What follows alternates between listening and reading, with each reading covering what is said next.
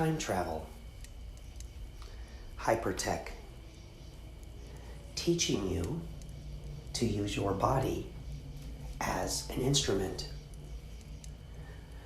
of influence and participation. When you look into the nature of reality, there are many opinions, many paths of discovery. There are so many quests that are of value and merit to you and to others. The decisions and choices that you make, they have gateways and doorways that open for you. They can also close if the decisions and choices we make are not in harmony with the ways and means around us. So there is trouble and danger and even death to be found. Or better, it finds you. And you don't have more lives to access in the current consciousness that you have, the current of consciousness, the connection in which you have to this body. So, fear introduces itself. Worry. But what if? So then courage and bravery come to your side. Vanquish those worries, those problems that you make and create in your mental and emotional kitchen. What are you conjuring today?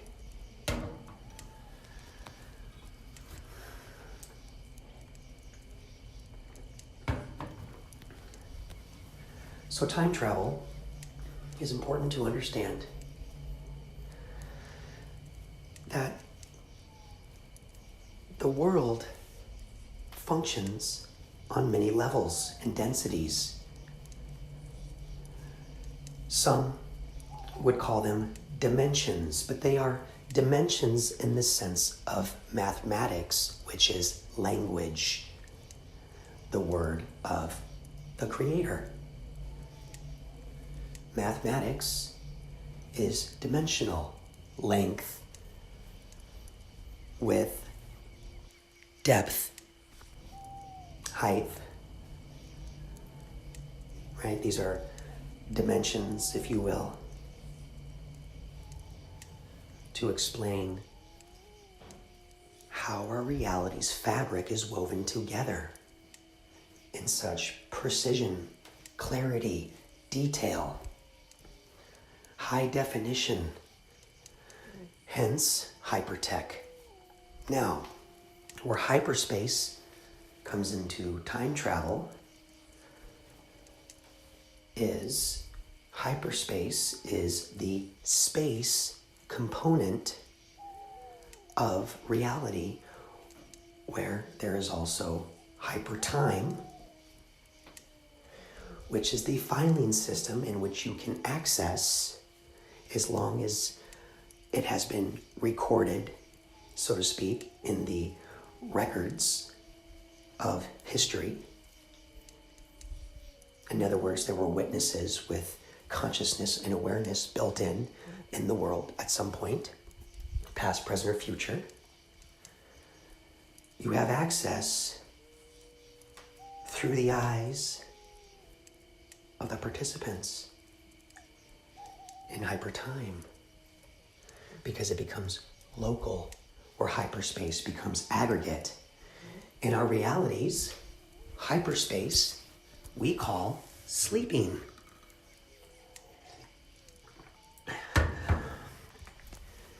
That is how you actually utilize HyperSpace, because it heals you.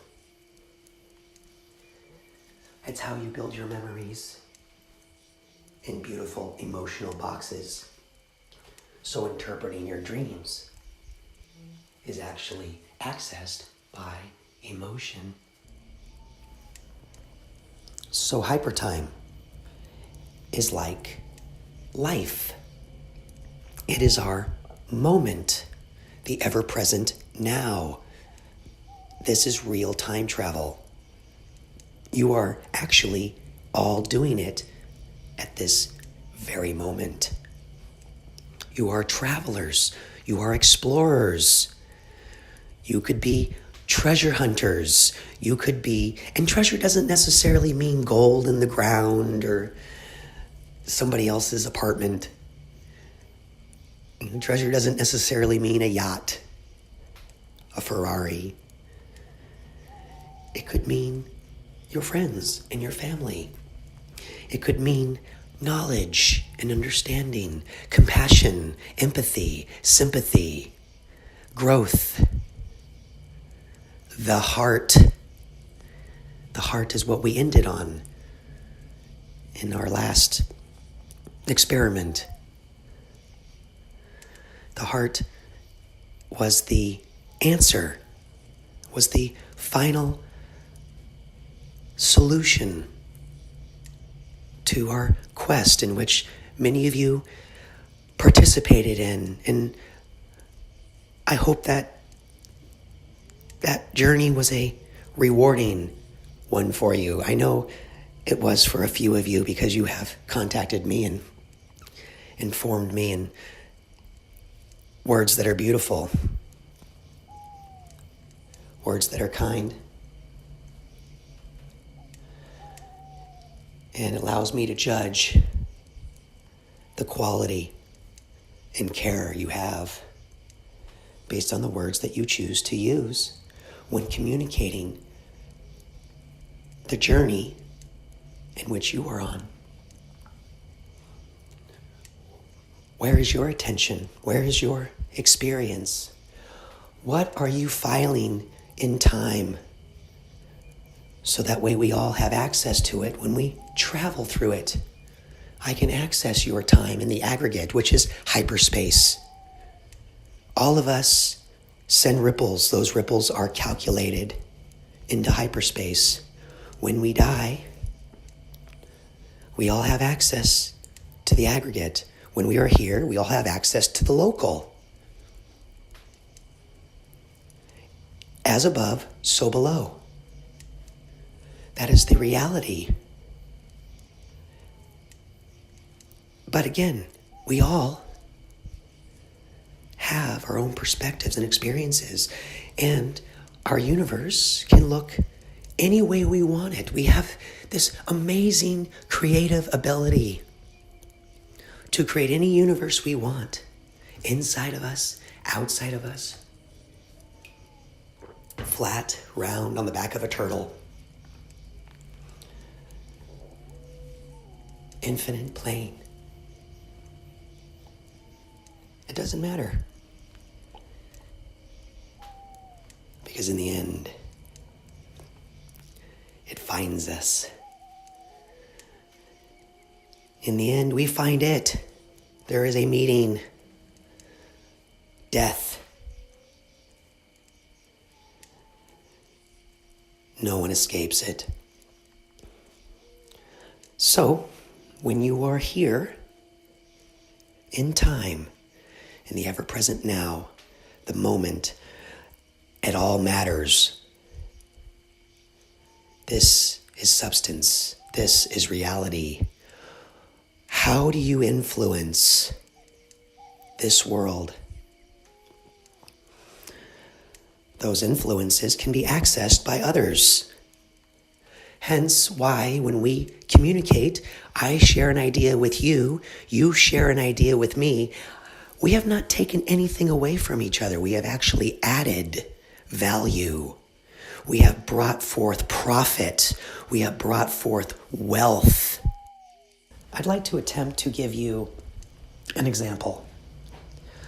When you achieve a goal or learn something new, there is a part of you that changes some way. That change in awareness and consciousness has caused a little death, if you will, of something else. Because caterpillar, it's like a butterfly. It turns into something new out of something previous that has certain characteristics that are similar, but there's more complexity, more uniqueness associated to that. This is the benefit of death. When you advance in layers and degrees, you accumulate merits and experiences, and you listen to others' perspectives. These are treasures of the world in which you have accumulated, and you remove pieces that must be eliminated, right? That's part of death, Pluto, to excrete. It's important to give back.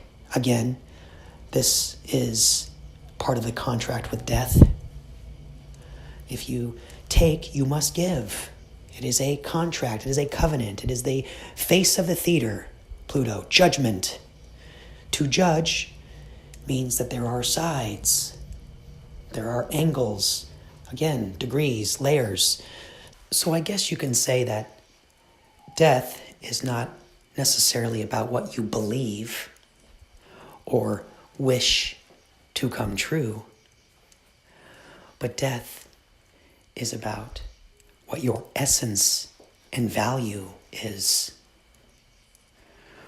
what you transform and find of value, the core of you. This process is just as valuable as life, and you possess life's force as you do death's power. You have gathered these, and you are able to harvest them and use them as a way to change that which is permanent.